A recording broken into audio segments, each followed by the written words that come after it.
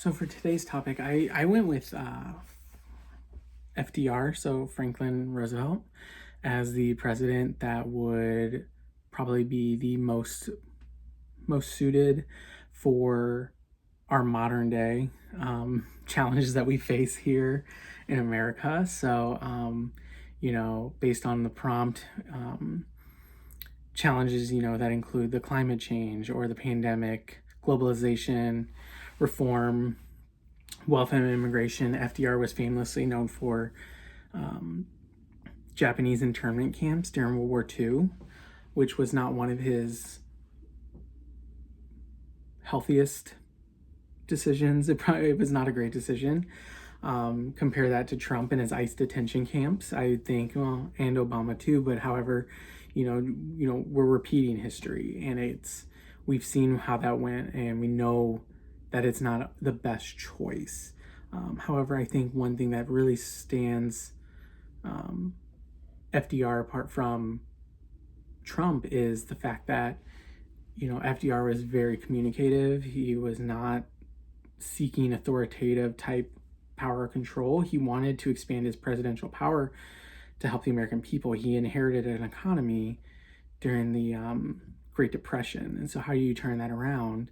And when people are already at their lowest of lows, you need to be able to build that up. So, through the New Deal and kind of reforming the financial system a bit to prevent another Great Depression, required a lot and a lot of trust. And so, I think FDR really said, hey, trust me because we're in a crisis and we need to band together, and these are our options and why we're doing these options versus, Trump is very much of, I need you to be loyal to me and don't ask questions, don't disagree with anything I do.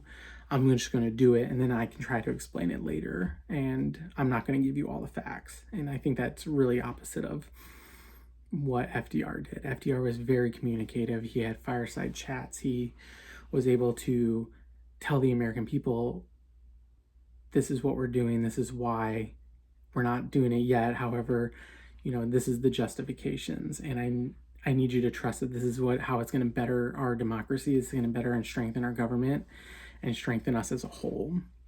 And so there was no division. There was no fear other than, those few instances, like with the Japanese internment, what was a good idea for the safety of our nation and supported. It turned out to be a mistake. And I think looking back, we can all agree that it wasn't one of his smartest moves. However, it was communicated and it was justified. And at the time, it seemed like the best decision, and very different from today's age where we're waking up in the morning and uncovering, hey, there's these internment camps or, these ICE detention camps, and these are the conditions, and it's terrible. Or they said that they were only going to arrest those with and deport those with criminal records. However, they're, targeting kids and trying to deport children and their families. And so, not only are we not getting the communication, we're getting justification through power and more like dictatorish like control, because we're not really allowed to have a say, and opinions aren't taken in because the actions are already being completed. And I think that's a big comparison to how FDR would utilize his communication skills. And I think there's a lot of strength in communication and transparency, where we have no trust, where there's fear mongering and a demand of loyalty to a person. I think, FDR said, we're going to be transparent, communicate, and you're going to be loyal to the government and the system as a whole. We don't need to be loyal to me. I'm just the leader here. And so I think, FDR today's current events would be treated more with communication than action, even though sometimes action is needed. There would be much more transparency, and I think there would be a severe reduced amount of misinformation that is spread.